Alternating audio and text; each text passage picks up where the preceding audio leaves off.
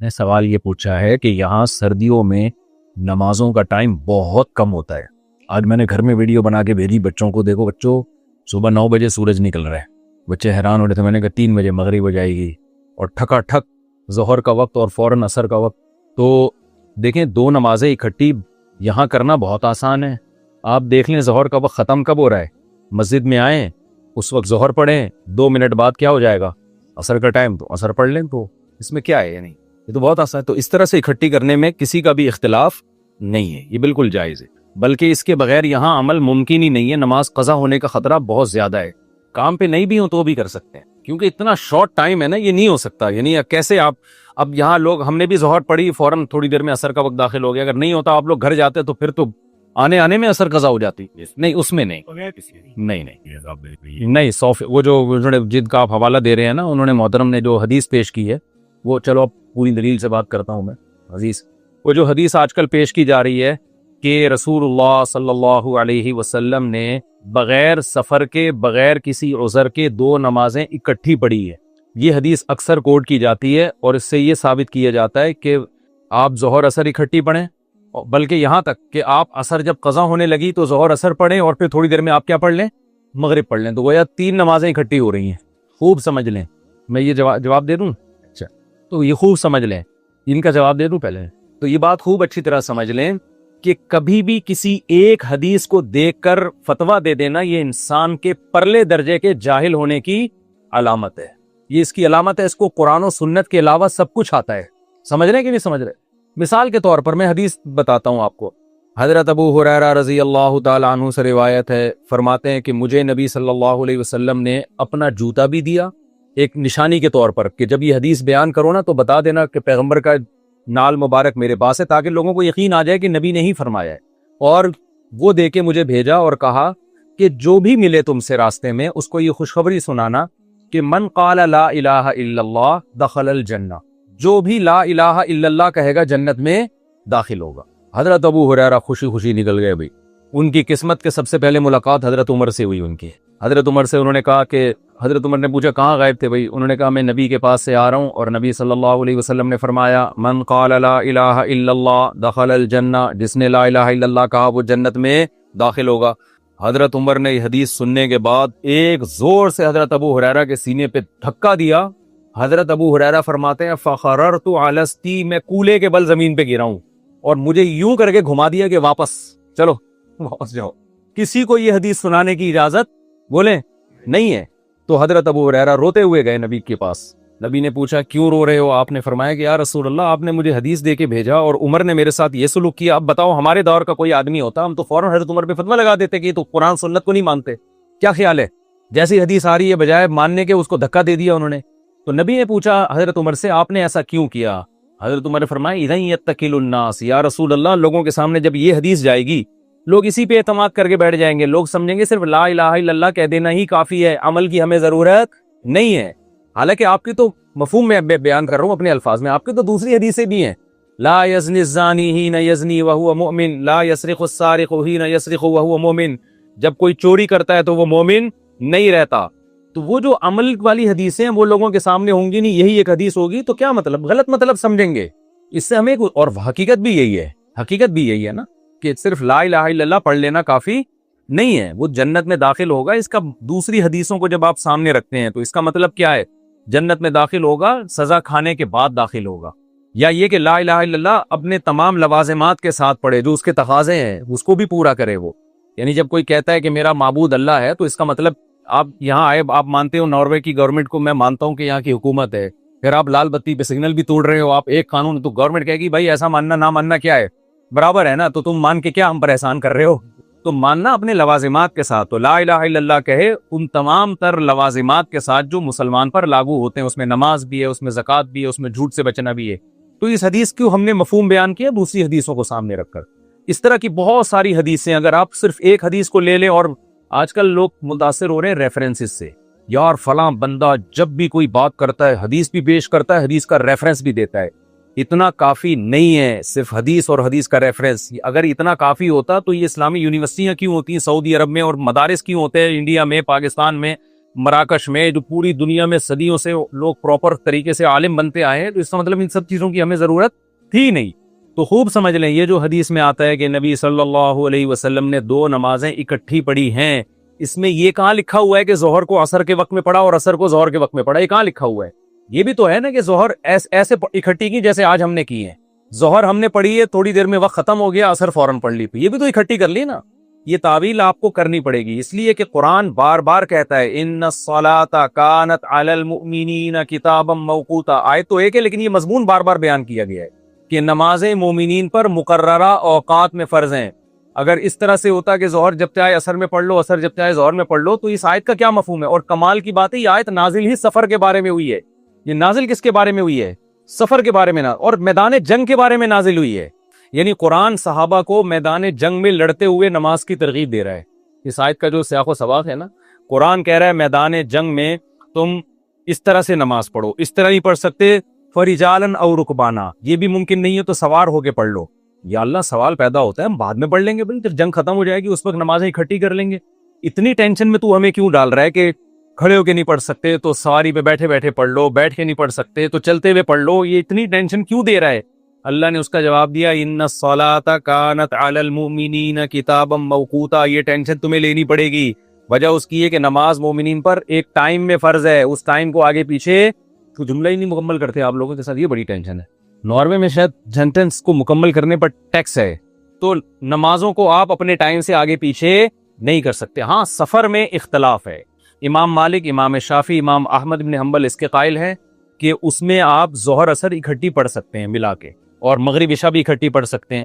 ان کے دلائل کیا ہیں؟ ان کے دلائل وہ احادیث ہیں جن میں آتا ہے رسول اللہ صلی اللہ علیہ وسلم نے سفر میں 2 نمازیں اکٹھی پڑھی ہیں، وہ بہت ساری احادیث ہیں۔ امام ابو حنیفہ اور ان کے جو 2 شاگرد ہیں ابو یوسف، امام محمد، جنہوں نے بہت سارے مسائل میں ابو حنیفہ رحمہ اللہ سے اختلاف کیے، لیکن وہ یہاں ابو حنیفہ کے ساتھ جمع ہے۔ وہ کہتے ہیں کہ سفر میں بھی آپ 2 نمازیں جمع نہیں کر سکتے، اگر کریں گے تو اس طریقے سے کریں گے جس طرح سے آج ہم نے کی ہے، یعنی ظہر کو ڈیلے کریں، بالکل اینڈ میں عصر میں پڑھیں، عصر کے قریب، اور جیسے ہی عصر کا وقت داخل ہو تو عصر پڑھ لے۔ دونوں کے اپنے اپنے دلائل ہیں، دونوں کے دلائل مضبوط ہیں۔ امام حنیفہ کے دلائل بھی اس بارے میں کمزور نہیں ہے، اس احادیث اس پر شاہد ہے۔ عبداللہ بن مسعود رضی اللہ تعالیٰ عنہ کا قول ہے کہ نبی نے کبھی 2 نمازیں اکٹھی نہیں پڑھی، وہاں اکٹھی کا مطلب حقیقت میں اکٹھی۔ اب میں ان دلائل میں نہیں جاؤں گا، وہ ایک الگ بحث بن جائے گی، تو لیکن 3 ائمہ اس طرف ہیں کہ بھئی 2 نمازیں ظہر سفر میں اکٹھی پڑھی جا سکتی ہیں، لیکن ان تینوں اماموں کے نزدیک بھی یہ کوئی افضل کام نہیں ہے، یہ خوب سمجھ لیں۔ افضل یہی ہے کہ وہ بھی یہ کہتے ہیں کہ ہر نماز اپنے وقت پہ پڑھی جائے، سفر میں بھی۔ آج ہم یہ دیکھ رہے ہیں کہ جو ہمارے جو شافی حضرات ہیں یا اہل حدیث حضرات ہیں، وہ ہمیشہ سفر میں 2 نمازیں اکٹھی پڑھ رہے ہوتے ہیں۔ یہ کسی کا بھی مذہب نہیں ہے، یہ کسی کی بھی رائے نہیں ہے۔ وہ کہتے ہیں نبی صلی اللہ علیہ وسلم نے جو ائمہ سے منقول ہے، امام شافعی، امام احمد بن حنبل، اور سعودیہ کے جو مفتی تھے شیخ صالح العثیمین رحمہ اللہ، ان کا بھی یہ فتویٰ موجود ہے کہ یہ کرنا ثواب کا کام نہیں ہے۔ نبی صلی اللہ علیہ وسلم کی عام عادت یہ نہیں تھی کہ آپ 2 نمازیں اکٹھی پڑھتے تھے سفر میں بھی، بلکہ عام عادت یہی تھی کہ ہر نماز اپنے ٹائم پہ، کبھی کبھار آپ نے سفر میں جمع کیا ہے۔ تو دیگر تینوں ائمہ کے نزدیک تو حقیقت میں جمع کیا، حنفیہ کے نزدیک یہ ہے کہ حقیقت میں جمع نہیں بلکہ صورتاً جمع۔ صورتاً جمع کا مطلب جیسے عبداللہ بن عمر سے منقول ہے، صحیح حدیث ہے کہ وہ سفر میں جلدی تھی تو انہوں نے مغرب کو اتنا ڈیلے کیا کہ مغرب جب قضا ہونے کے قریب تھی تو انہوں نے مغرب پڑھی اور تھوڑا دیر ٹھہر کے فوراً انہوں نے عشاء پڑھ لی۔ تو یہ صحابہ سے بھی ثابت ہے۔ تو حنفیہ کے نزدیک جو ہے اس طرح سے جمع کیا جائے گا، باقی 3 ائمہ کے نزدیک بالکل اس طرح سے جائز ہے۔ البتہ یہ بات ضرور ہے کہ چونکہ دیگر 3 ائمہ ایک طرف ہیں، تو امام یعنی حنفیہ میں بھی اس کی اجازت ہے کہ ضرورت کے وقت آپ بقیہ ائمہ کے قول کو لے سکتے۔ وہ ضرورت کب ہوتی ہے؟ میں ابھی جب آ رہا تھا پیرس سے ناروے کی طرف، تو ہماری جو فلائٹ تھی وہ 1:30 بجے کی فلائٹ تھی۔ اب 1:30 بجے جب ہم یہاں پہنچ رہے تھے تو یہاں مغرب کا ٹائم شروع ہونے والا تھا، تو ہمارے پاس جہاز میں عصر کا ٹائم آ رہا تھا، اور جہاز میں کھڑے ہو کر پڑھنے کی اجازت نہیں ہے۔ فرض نماز کھڑے ہو کر پڑھنا ہی ضروری ہے، نہ ہو تو پھر تو بیٹھ کے پڑھیں گے، لیکن تو پھر ہم نے امام شافعی کی رائے پر عمل کیا، مجبوری، کیونکہ اس کے علاوہ تو آپ کی نماز ہی ممکن ہی نہیں ہے نا پڑھنا، تو بیٹھ کے پڑھنے سے بہتر ہے کہ وہ 3 ائمہ بھی اہل سنت والجماعت کے امام ہیں، ان کی بھی تحقیق ہے، تو پھر ہم نے وہاں ظہر عصر ایئرپورٹ پہ اکٹھی ملا کے پڑھی ہے۔ تو یہ جہاں ضرورت ہوگی تو وہاں تو دوسرے قول کو لیا جا سکتا ہے، جہاں ضرورت نہیں ہے تو پھر بھائی ایک فقہ کو فالو کریں۔ اگر آپ شافعی ہیں تو شافعی فقہ کو مکمل فالو کریں، مالکی ہیں تو مالکی۔ یہ جو آدھا تیتر آدھا بٹیر والا معاملہ چل رہا ہے نا، یہ اس کے فسادات بہت زیادہ ہے۔ اکثر لوگ مجھ سے کہتے ہیں کہ جو حنفی ہے وہ حنفی ہی کیوں رہے، جو شافعی ہے وہ شافعی ہی کیوں رہے۔ چاروں مکاتب فکر اہل سنت والجماعت کے ان میں سے کسی کو بھی فالو کریں. اگر آپ ہٹ گئے تو یہ ڈرامے بازی بہت شروع ہو جاتی ہے. اس کی میں ایک مثال دیتا ہوں کہ آپ کا خون نکلا, امام شافعی کے یہاں آپ کا وضو ٹوٹ جائے گا. آپ نے کہا یار میں اس مسئلے میں ابو حنیفہ کو فالو کر رہا ہوں, ان کی رائے یہ کہ وضو نہیں ٹوٹتا. تھوڑی دیر میں آپ نے بچی کو اپنی پیار کیا, امام شافعی کہتے ہیں عورت کو ہاتھ لگانے سے وضو ٹوٹ جاتا ہے. آپ نے کہا اس مسئلے میں کس کو فالو کر رہا ہوں. تو یہ دین جو ہے نا ایک اچار اور چٹنی کا وہ بن جائے گا, ٹھیک ہے نا. تو اس لیے آسان راستہ یہی ہے کہ آپ کسی بھی مکتب فکر کو فالو کریں جو اہل سنت والجماعت کے ہیں, کسی دوسرے پہ طنز نہ کریں. اور جہاں ضرورت ہوتی ہے تو وہاں تو علماء خود اجازت دیتے ہیں کہ ٹھیک ہے بھائی یہاں شافعی مسلک کی, ہم حج میں بہت سارے مسائل پر سعودی علماء کی رائے کو فالو کر رہے ہیں کیونکہ وہاں فقہ حنفی پہ چلنا بہت مشکل ہے. اب سعودی عرب میں لوگ بسوں میں بیٹھتے ہیں, وہ لوگ تو ظہر اثر اکٹھی پڑھ رہے ہوتے ہیں, وہ اثر میں روکتے ہی نہیں. اب وہاں حنفیہ کو یہی بولتے ہیں بھائی اب یہاں اسی جو رائے کو فالو کرو, کیونکہ ایسا تو نہیں ہے کہ حنفیوں کے لیے الگ بس چلائی جائے اور شافیوں کے لیے الگ, ہے تو ایک عجیب سی چیز بن جائے گی. اب جب وہ بس ڈرائیور روک ہی نہیں رہا ہے تو اس سے کون الجھے گا. تو اس میں یہی ہے کہ ٹھیک ہے اسی رائے کو فالو کیا جائے.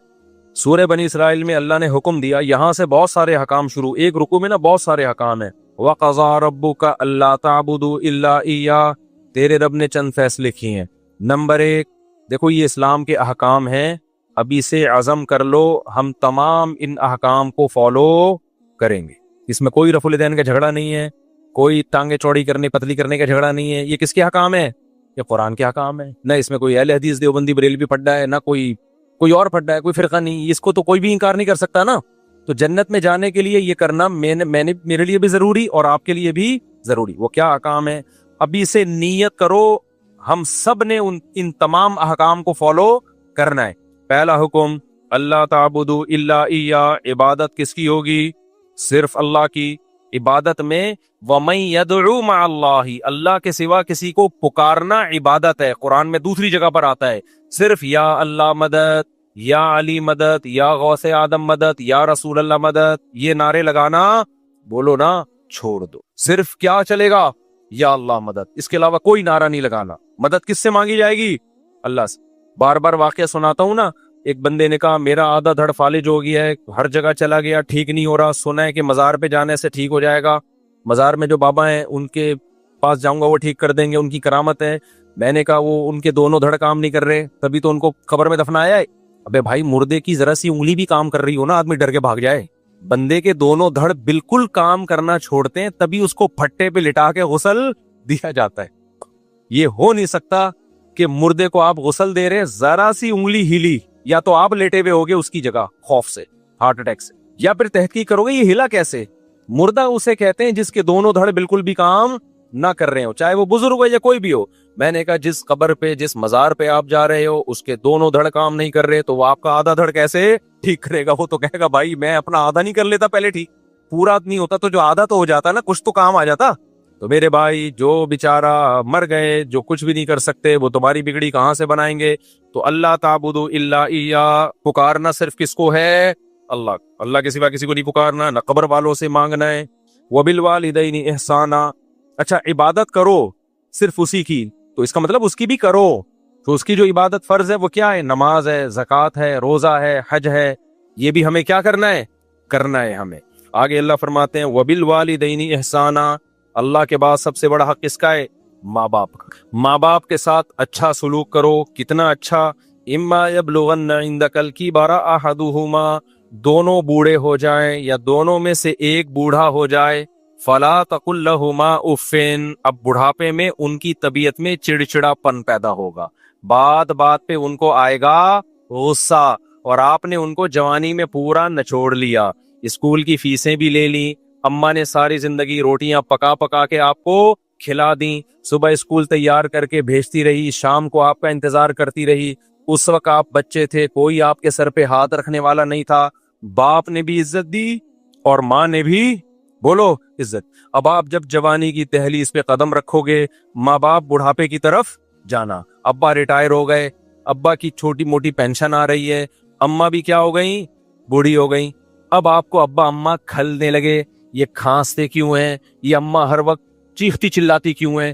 انگریز نے اس کا بہترین حل سوچا, اٹھا کے عیدی سینٹر میں جمع کرا دو, کیونکہ وہ کہتا ہے ترقی, ایکچولی لائف کو کیا کرو, انجوائے کرو. گورا یہی کہتا ہے, تمیز سے ملو ہر ایک سے. گورے کے اخلاق بہت اچھے ہوتے ہیں, واقعی اچھے ہوتے ہیں. اب جب بھی پاکستان ہو کوئی نہ کوئی بڑا نظر آ رہا ہوتا ہے ہمیں, بہت اچھے اخلاق ہوتے ہیں, لیکن ابا اماں کے لیے بولو نہیں ہوتے. اللہ کہہ رہا ہے نا کسٹمر کی تو کہیں اللہ بات ہی نہیں کر رہا پورے رکوع میں, کسٹمر سے اچھے اخلاق سے بات کرو. اللہ کا ہوتا ہے تو ان کا باپ بھی کرے گا, وہاں ان کا بزنس ہے. اصل تو جو ہیں وہ کون ہے, ابا اماں کو. تو گورے نے بولا سائنسی ترقی, ہم نے ترقی کرنی ہے, لائف کو انجوائے کرنا ہے. ابا کھانس رہے ہیں, اٹھا کے کہاں لے جاؤ, اولڈ ہاؤس میں کیئر ہوگی, وہاں گورنمنٹ نے ملازم رکھا ہوا ہے.